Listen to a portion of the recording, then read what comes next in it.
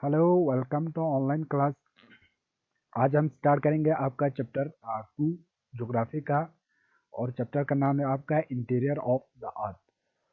Interior कहा जाता है आपका जो ज़मीन के जो अंदर वाला जो पार्ट है, आपका हिस्सा है, उसको कहा जाएगा आपका interior.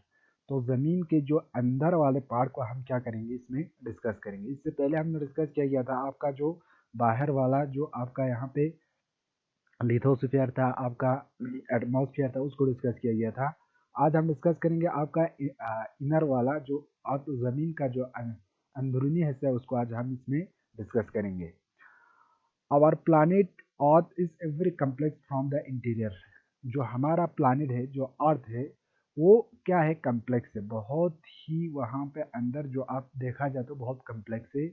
From the interior means अंदर से बहुत कम्प्लेक्स है, बहुत कॉम्प्लिकेटेड है, बहुत इसको समझना बहुत मुश्किल है। The interior and can be understood only by indirect evidence like mining, gravitation and seismic activity। तो ये जो आपका यहाँ पे इंटीरियर है जो ज़मीन का, उसको हम समझ सकते हैं। डायरेक्टली हम इसको समझ नहीं सकते, इनडायरेक्टली हम इसको समझ सकते हैं। किसके एविडेंस से, किसके सबूत से हम इसको समझ सकते हैं।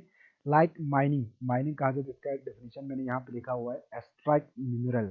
कोई चीज़ हम ज़मीन के नीचे से हम निकाल के लाते हैं, उसको कहा जाता है आपका माइनिंग कहा जाता है। कोई भी मिनरल, जैसे कि आपका ग्रेविटेशन है, जैसे कि आपका सिस्मिक एक्टिविटी, जैसे कि अर्थक्वेक आते हैं, वॉल्केनोस आते हैं। तो इनकी वजह से हम समझ सकते हैं, हम देख सकते हैं ज़मीन के अंदर क्या क्या होता है। Because no one has no can reach the interior of the earth. तो ये डायरेक्टली हम इसलिए नहीं समझ सकते इसको, क्योंकि कोई भी इंसान इसके नीचे नहीं जा सकता है, ज़मीन के नीचे नहीं जा सकते हैं। इसलिए इसको समझने के लिए हमें इनडायरेक्टली यहाँ पे आपको एविडेंस, सबूत मिल जाते हैं माइनिंग से, ग्रेविटेशन से और सेस्मिक एक्टिविटी से। यहाँ पे आपका जो आपका इनर जो आपका यहाँ पे कम्प्लेक्स जो वहाँ पे होता है ज़मीन के अंदर, उसको हम समझ सकता है। तो यहाँ पे आपका सिस्मिक कहा जाता है, वाइब्रेट होने मीन्स ज़मीन को कोई भी वाइब्रेट आता है उसको कहा जाता है आपका सिस्मिक कहा जाते हैं। जैसे कि आपका अर्थक्वेक आते हैं, वोल्केनोज आते हैं, उससे क्या हो जाता है आपका वाइब्रेशन आ जाते हैं ज़मीन पे। अब इंटीरियर ऑफ द अर्थ, तो ज़मीन के अंदर हम देखते हैं क्या क्या वहाँ पे होता है। We live on the outer solid surface of the earth. हम जो अभी रहते हैं, जो ज़मीन पे हम रहते हैं, हम सबसे बाहरी वाले हिस्से पे रहते हैं। उसको कहा जाता है आपका लिथोस्फीयर कहा जाता है या लैंड कहा जाता है। इसको हमने पहले पढ़ के आए, इसको क्या कहा जाता है, जहाँ पे हम रहते हैं उसको लिथोस्फीयर कहा जाता है या लैंड कहा जाता है। जैसे कि ये अर्थ है, इस पे बाहर वाले हिस्से पे हम रहते हैं, इसको हम क्या कहा जाता है आपका यहाँ पे, उसको कहा जाता है आपका लिथोस्फीयर या लैंड कहा जाता है। लाइक एन ओनियन, जैसे कि आपका प्याज है, जैसे कि आपका अंडा है, तो उसमें क्या होता है, अलग अलग लेयर होते हैं। तो उसी तरह हमारे ज़मीन के अंदर क्या होता है, the earth is made of several, several कहा जाता है दो से ज़्यादा आपका कंसेंट्रिक लेयर से बना के होता है। कंसेंट्रिक कहा जाता है सर्कल, यानी एक जैसे कि आपका अंडा होता है सर्कल में होता है, जैसे कि आपका ऑनियन होता है सर्कल में होता है, मगर अंदर क्या होते हैं, लेयर होते हैं। तो उसी तरह ज़मीन भी एक क्या है आपका, यहाँ पे ओनियन की तरह है या अंडे की तरह है, जो आपका कंसेंट्रिक लेयर से बनाया गया है, वन आफ्टर अनदर। आपका एक पहला लेयर सर्कल, पहला लेयर देखने को मिलेगा, इसके बाद अनादर, इसके बाद अनादर, इसके बाद आपका कहाँ तक आएगा, कोर तक आएगा।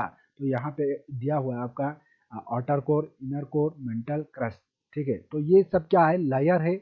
और ये लेयर जो है आपका कहाँ तक आएगा, आपका सेंटर तक आएगा, ये मीन्स कोर तक। जो कोर होते हैं वो सेंटर होते हैं जमीन का, वहां तक आपका अलग अलग लेयर सेंट्रिक लेयर से बना होता है। द थ्री लेयर्स, और तो तीन लेयर जो होता है वो है आपका, एक है क्रस्ट, एक है आपका मेंटल, एक है आपका कोर। तो ये तीन है। आज हम देखेंगे, पहला लेयर हम आज देखेंगे वो है आपका crust. The outermost solid layer of the earth surface lithosphere is known as crust. पहले भी हमने कहा आउटर में सबसे बाहरी वाले हिस्से को लेयर को हम क्या कहा जाएगा, आपका लिथोस्फीयर, जहाँ पे इंसान रहते हैं, जिसको हम लैंड भी कहा जाते हैं, उसको क्रस्ट कहा जाता है। उसको क्या कहा जाता है, आपका क्रस्ट कहा जाते हैं। It is the thinnest and least dense of all the layers and brittle in the nature. तो ये क्या, जो ये लेयर है, जो आपका क्रस्ट वाला जो आपका यहाँ पे लेयर्स है, वो सबसे क्या होता है, थीनेस्ट होते हैं, सबसे पतला होते हैं। बाकी जो लेयर्स होते हैं उससे अगर हम कंपेयर करें तो ये सबसे पतला होते हैं। एंड लीस्ट डेंस, डेंस का मतलब ज़्यादा क्लोज वो नहीं होता है, लीस्ट मीन बिल्कुल कम, वो कम क्लोज होते हैं, मीन्स वो हल्का होता है। Of all the layers and brittle in nature, brittle कहा जाता है आपका ब्रेक इजीली, वो जो आपका क्रस्ट वाला जो लेयर है, इसको हम इजीली क्या कर सकते हैं, ब्रेक कर सकता है। जितना हम नीचे जाएगा उतना आपका यहाँ पे क्या होता है, वो ज़्यादा डेंस होते हैं, ज़्यादा क्लोज होते हैं, इसलिए इसको तोड़ना मुश्किल होते हैं। मगर जो आपका क्रस्ट है, इसको हम इजीली क्या कर सकते हैं, ब्रिटल कर सकते हैं। मीन्स वो नेचर, कुदरत से ही क्या हो जाते हैं, वो इजीली ब्रेक होते हैं। As we move towards the core, जब हम कोर की तरफ जाते हैं, मूव होकर हम कोर की तरफ, तो ये आपका क्या हो गया, ये आपका क्रस्ट हो गया, यहाँ पे लिखा हुआ ये आपका क्या है, ये आपका क्रस्ट है।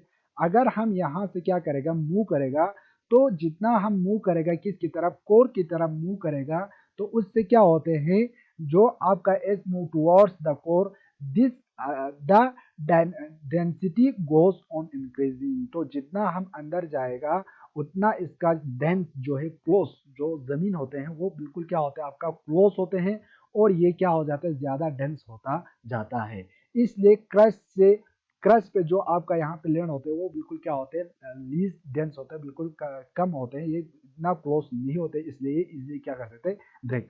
जब हम यहाँ से मूव करेंगे, जब हम मेंटल की तरफ जाएगा, जब यहाँ आउटर, यहाँ पे आप इनर कोर की तरफ जाएगा, तो ये क्या हो जाएगा, सख्त होता जाएगा और ये ज्यादा डेंस होता जाएगा। The thickness of the crust varies under the oceans and Continental areas.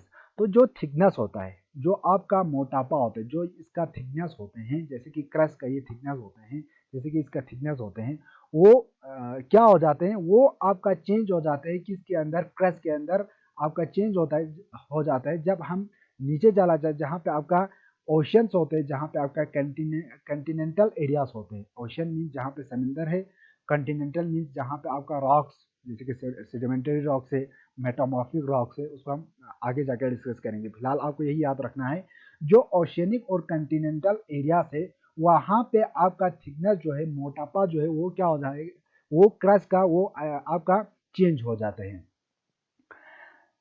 The oceanic crust is thinner as compare to continental crust. तो ओशन जहाँ पे ओशन है, जहाँ पे आपका समंदर है, वहाँ पे आपका क्या हो जाते हैं, क्रस्ट जो है थिनर है, कम होते हैं, उस जगह पे आपका जो उसका मोटापा होता है वो कम होते हैं, एज कंपेयर टू कहाँ पे, कंटिनेंटल क्रस्ट, जहाँ पे आपका रॉक्स वगैरह है, वहाँ पे आपका ज्यादा क्या होते हैं, वो ज्यादा आपका यहाँ पे उसका थीन होते हैं, वो पतला होते हैं, वो ओशन का ज्यादा होते हैं, कम होते हैं एज कम्पेयर टू किससे, कंटिनेंटल क्रस्ट से। It is about 35 kilometre on the Continental masses. अगर हम कंटिनेंटल मासिस का देखा जाए तो वो कितना है, तकरीबन 35 किलोमीटर इसका क्या होता है, थीनर होता है, उसका मोटापा होते हैं। और यहाँ पे and 5 kilometre on ocean floors, तो यहाँ पे आपका ओशन का है वो सिर्फ 5 किलोमीटर, इसलिए हम ये कह सकते, कंटिनेंटल क्रस्ट ज्यादा मोटा होता है इस कंपेयर टू किससे, ओशनिक क्रस्ट से। In areas of major mountains, इसके अलावा जो माउंटेन्स सिस्टम है, the continental crust is found to be even thicker, उससे भी ज्यादा होते हैं, जहाँ पे आपका ज्यादा माउंटेन होते हैं, जहाँ पे आपका बहुत पहाड़ होते हैं, उसमें क्रस्ट में अगर हम देखा जाए तो वो कंटिनेंटल क्रस्ट ज्यादा ही क्या होता है, थिकनेस होता है, मोटा होते हैं। बाकी जो आम जो आपका प्लेन एरियाज होते हैं, वहाँ पे जो आपका क्रस्ट होते हैं, तो वहाँ पे इतना मोटापा नहीं होता है, एज कम्पेयर टू माउंटेन में ज्यादा आपका मोटापा देखने को मिलता है। For example, it is about 70 kilometre thick in the Himalayan region. तो इसका एग्जाम्पल, जैसे कि हिमालयन रीजन है, ये आपका माउंटेन एरिया है, तो वहाँ पे आपका इसका थिकनेस कितना होते हैं, 70 किलोमीटर होता है। तो ये बहुत ज़्यादा इसका मोटापा ज़्यादा होता है जहाँ पे आपका पहाड़ में होता है। The crust is made of 2 layers. आपका जो क्रस्ट जो है वो किस से बना हुआ है? 2 लेयर से बना हुआ है। तो यहाँ पे आपका 2 लेयर से बना हुआ है। एक आपका किस से है? एक आपका सेल जिसको कहा जाता है अपर क्रस्ट। तो ये अपर वाले क्रस्ट को हम क्या कहा जाते हैं? सेल कहा जाते हैं। एंड आपका लवर को क्या कहा जाता है? सिग्मा कहा जाता है। तो ये याद रखना, एक सेल हो गया आपका, एक आपका सीमा हो गया। एक सेल एक सीमा हो गया। तो the minerals contents of the continental mass और सिलिका एंड अल्युमिनियम। तो जहाँ पे आपका कंटिनेंटल आपका मास है, जहाँ पे कंटिनेंटल क्रस्ट के अंदर जो कंटिनेंटल हिस्सा है, जहाँ पे आपका रॉक्स या आपका मेटामॉर्फिक रॉक्स या आपका सेडिमेंट्री रॉक्स जहाँ पे पाया जाता है, वहाँ पे 2 मिनरल्स आपको पाया जाता है। एक आपका सिलिका पाया जाते हैं, जो बहुत ही फ़ायदा हमें ये होता है। एक होता है आपका अल्युमिनियम होते हैं। जो अल्युमिनियम है, अल्युमिनिया कहा दिया हुआ है यहाँ पे, तो ये क्या है? आपका अल्युमिनियम है। तो ये 2 चीज़ आपका कहाँ से मिल जाएगा? वो कंटिनेंटल मास से। ये दोनों क्या है? मिनरल से। अल्युमिनियम जैसे कि हम वायर, जैसे इलेक्ट्रिसिटी को पास करने के लिए हम इस्तेमाल किया जाता है। जैसे कि सिलिका होता है आपका क्या, जैसे कि आपका कार्ड रीडर, उसको बनाने के लिए इस्तेमाल किया जाता है। ये दोनों कहाँ पे पाया जाता है? आपका कंटिनेंटल मास पे पाया जाता है। इट इज दस कॉल्ड, इसको क्या कहा जाता है? सेल कहा जाता है। दैट इज SI और AL। तो SI आपका क्या हो गया? सिलिकॉन हो गया, जिसको सिलिका कहा जाते हैं। AL आपका अल्युमिनियम हो गया, जिसको हमने क्या कहा? आपका अल्मीना कहा गया है। तो इसलिए इसको क्या कहा जाता है? सेल कहा जाता है। The oceanic crust is mainly made of, किससे बना होता है? आपका सिलिका एंड मैग्नीशियम से बना के होते हैं। तो हमने क्रस्ट में आपका दो, यहाँ पे हमने पार्ट्स, 2 लेयर्स को हमने यहाँ पे देखा। एक आपका कंटिनेंटल आपका क्रस्ट देखा, एक आपका ओशियन। कंटिनेंटल में आपका कौन सा आता है? आपका सिलिका और आपका अल्युमिनियम आते हैं। और आपका ओशियन क्रस्ट में कौन सा आते हैं? आपका सिलिका और मैग्नीशियम आते हैं। सिलिका भी इसमें पाए जाते हैं, जो कंटिनेंटल में पाए जाते हैं, इसमें भी पाए जाते हैं। और इसमें आपका मैग्नीशियम पाए जाते हैं, और कंटिनेंटल में आपका अल्युमिनियम। और यहाँ पे आपका ओशन में कौन सा पाया जाता है? आपका मैग्नीशियम पाए जाते हैं, जो बहुत ही हमारे हेल्थ के लिए बहुत इंपॉर्टेंट, ये क्या है? दवाई ही होता है। It is there for cold, इसलिए इसको क्या कहा जाता है? आपका सैमा कहा जाते हैं। कंटिनेंटल मास को क्या कहा जाता है? आपका सैल कहा जाते हैं। और इसको क्या कहा जाता है? जो ओशियनिक क्रस्ट है उसको आप क्या कहा जाता है? सीमा कहा जाता है। इसलिए सीमा इसलिए कहा जाता है क्योंकि इसमें आपका आपका SI प्लस एक क्या होता है? आपका Ma। एक आपका यहाँ पे सिलिकॉन होते हैं, एक आपका Ma जो मैग्नीशियम का यहाँ पे सिंबल है, तो Ma है।